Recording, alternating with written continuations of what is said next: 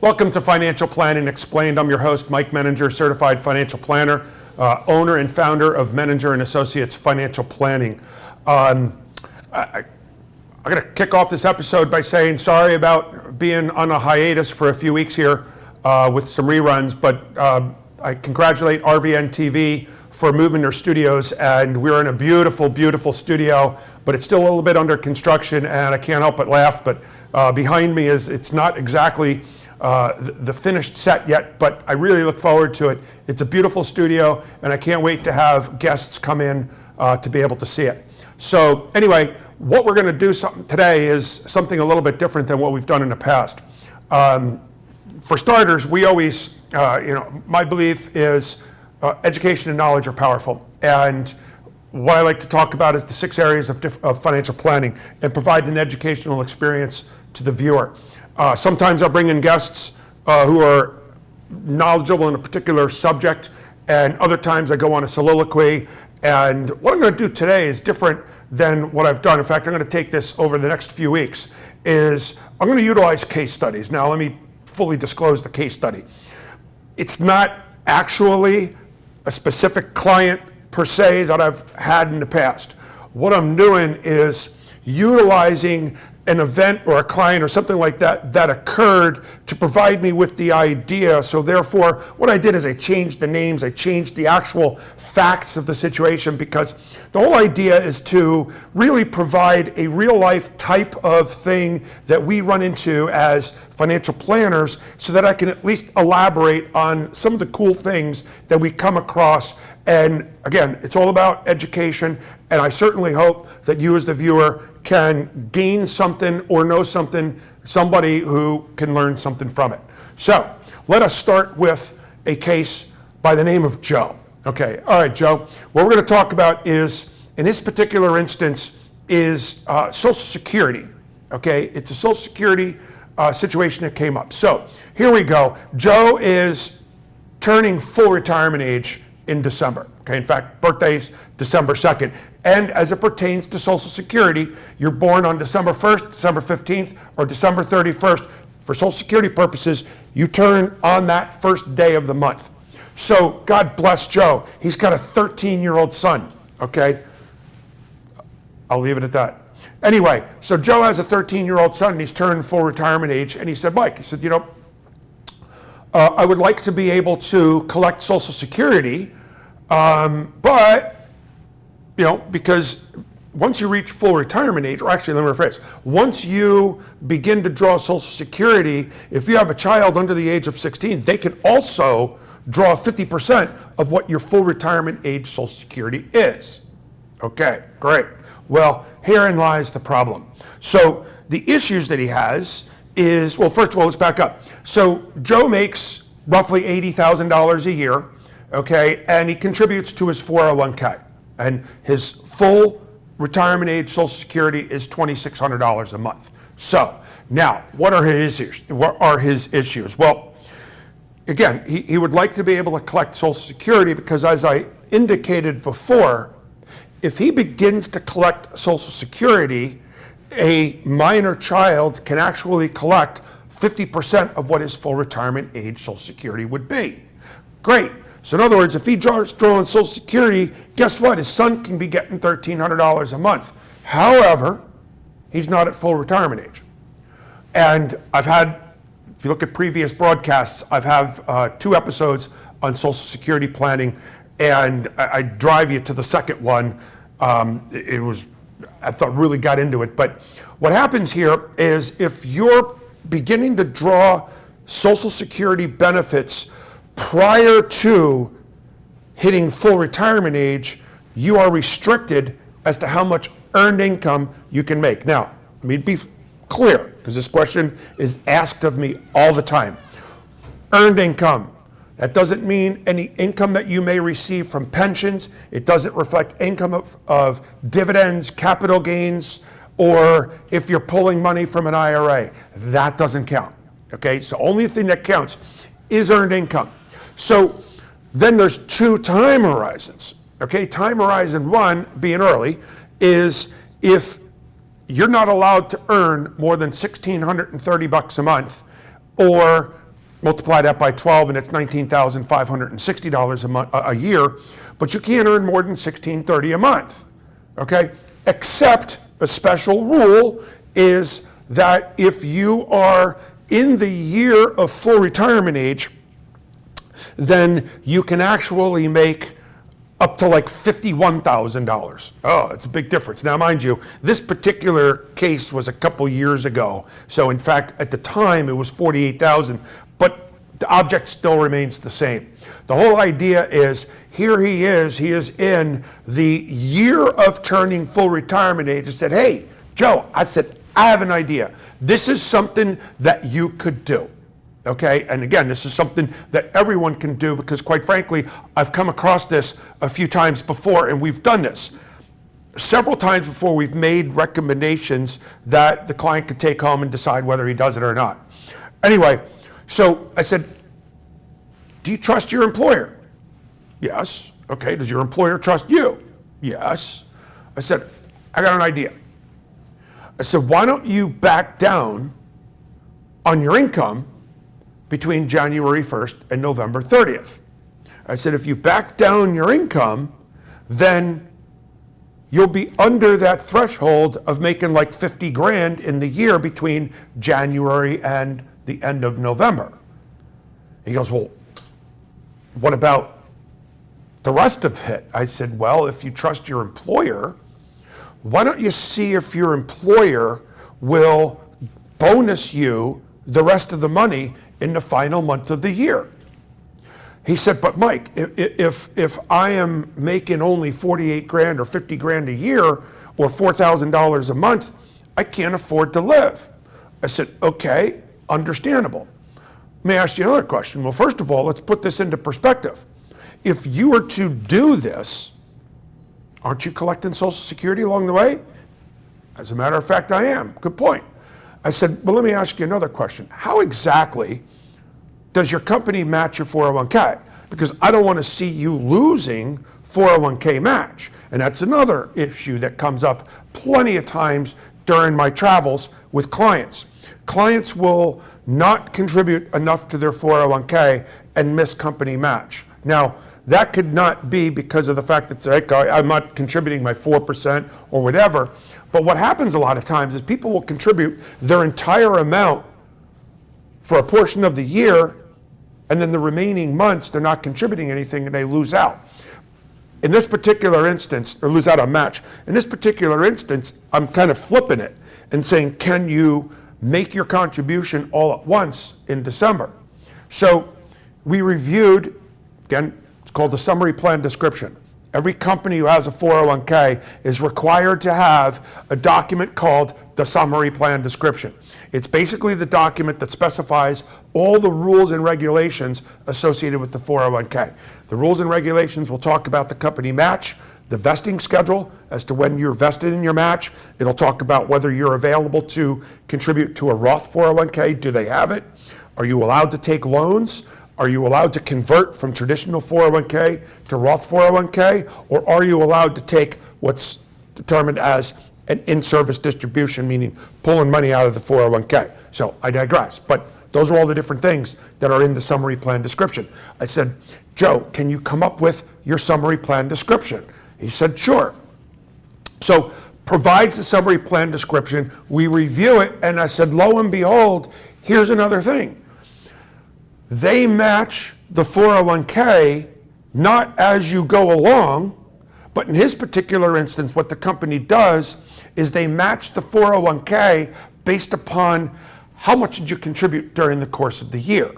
So in his case, they matched dollar for dollar up to 4%, but rather than it being all along the way, as long as he contributed 4% of his overall salary during the course of the year, he's going to get the full match. So under those circumstances, it turned out to be pretty cool. He was able to not contribute to his 401k from January to November because he didn't have like his cash flow was tough. He was used to contributing almost 20% into his 401k, but he couldn't do it because of the fact that, I already stripped him of his income.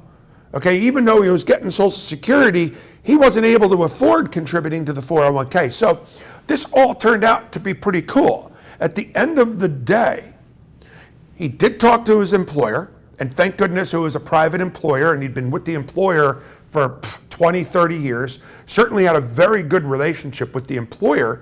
So the employer worked the deal with him, and Joe worked out the deal that what he was able to do is reduce his income so that from January to the end of November, when he was considered early retirement, so from January to November, he made under the threshold of Social Security limit, the earnings limit, which enabled him to not lose any of the Social Security. So in other words, he got his full Social Security amount minus 0.09% for 11 months, which I believe is something like $131. No big deal because it spreads out over his lifetime. But now his son picked up $1,300 a month for those 11 months that if he had waited until full retirement age, then he would have lost out on all of that. So as far as his son. So then what I'll do is I'll take a look at what's called the break-even analysis. Now, what's a break-even analysis? Well, break-even analysis is that how long will it take, because of the fact that he's collecting it earlier, he's taken a reduction in his actual benefit. And so the question is at what age would you be better off if you waited and took the higher dollar amount? Well, actuarially speaking, it usually ends up being roughly age 79. In this particular instance, by the nature of his son picking up that $1,300 a month for those 11 months, made it so that his break-even age was all the way out to age 88. So in fact, it turns out that in December, when he got bonused the remaining like 30 grand, he was able to subsequently put the maximum amount of the entire year that he wanted to normally put into his retirement plan. He did not lose out on being able to contribute the maximum amount to his 401k. He did not lose out on any company match.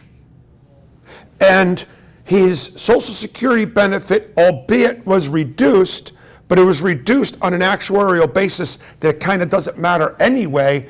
And here his son picked up $1,300 a month for 11 months. So,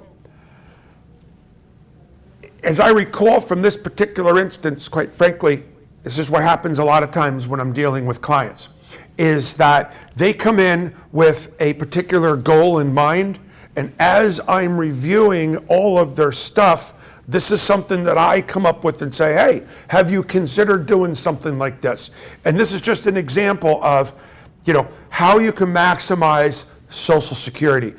Trust me when I tell you, Social Security benefits it's a very complex system, but if you know how to navigate that system, you have a much greater chance of being able to maximize the system and improve the amount that you can get out of it. So that is my case study for the first segment of this episode, and I will be bringing up another case study in the second segment of my episode after this commercial break.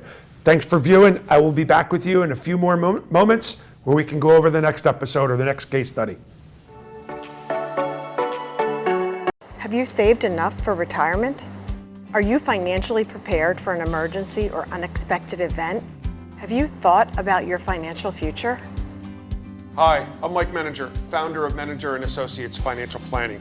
For over 20 years, we have been answering our clients' questions just like these as we develop unique and comprehensive financial plans tailored to meet their needs.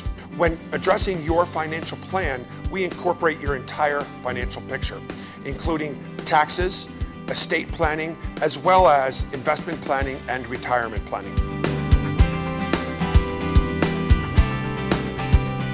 So call us today for a complimentary, no obligation consultation.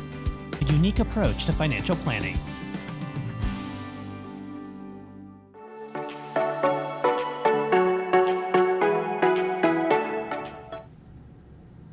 Welcome back to Financial Planning Explained, and I'm your host still, Mike Menninger, Certified Financial Planner, owner and founder of Menninger and Associates Financial Planning.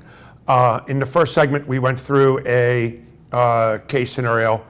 I'd like to do another one today. And once again, there's my disclosure. You know, these case scenarios are initiated by actual occurrences that I have, but they only serve as ideas, because it's remarkable how, I just need ideas. And so I take some of things that happened, experiences. We all live and learn based on experiences. Well, I'm utilizing some of my experiences to be able to provide opportunities to touch upon a lot of different cool things that hopefully you as the viewer can learn, because to me, it's all about education and knowledge are powerful. So let's talk about Sherry, okay? Well, here we got Sherry, 64-year-old female, okay? And she's been working for this company for, 20-something years, I believe 24 years, something like that, 20 plus years. And I get a call from her husband around 8:30 on a Monday morning. Poor Sherry's in tears. Okay, she walks in to work on Monday morning to a pink slip. Okay, apparently the company went through a big old round of layoffs, and unfortunately, she was a casualty. And so he said, can we set up an appointment with you sometime later in the week? Maybe you available Wednesday or Thursday? And I said, absolutely not. I said, you need to come in right now. Can you be here in an hour? And, the fact of the matter is that, I had the availability that morning, and, you just can't let somebody suffer on this. Let's talk about it. So, fine. Came in about an hour, and so we sat down and said, all right, so tell me what's going on. So, got laid off. I said, well, tell me more about it. Well, they're going to give a severance. Okay, well, that's good. Okay, 1 week a year. I'm like, okay, that's good. It's 24 weeks.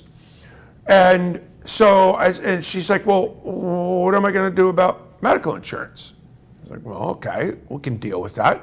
Yeah, are they providing you with medical insurance? Yes, but not for only like 2 months. But I'm 64. I don't turn 65 until next year in Medicare. I'm like, okay, we'll talk about that. And, what am I going to do? I've had all this income. What am I going to do now?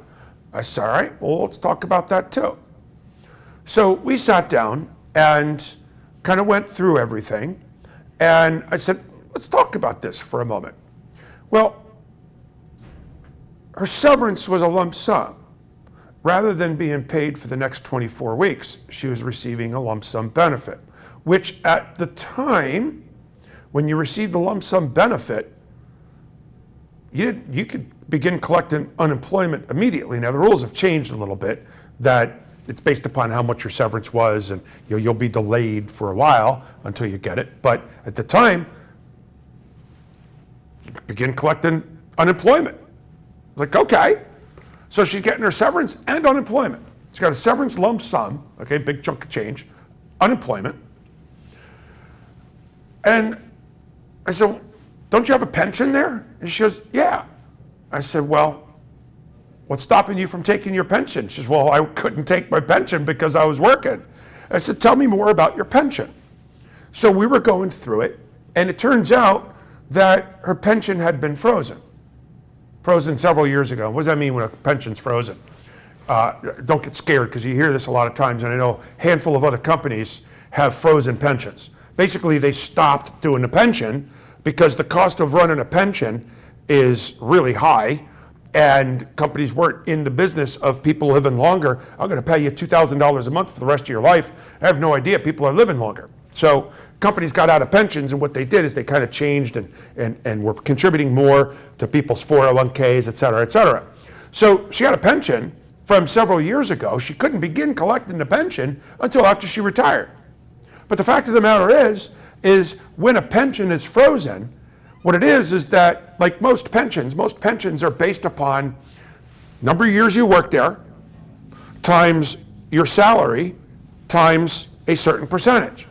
Well, since this pension was frozen probably 8 to 10 years earlier, what happened was her number of years working there stopped, okay? And her salary was from whatever it was at that time.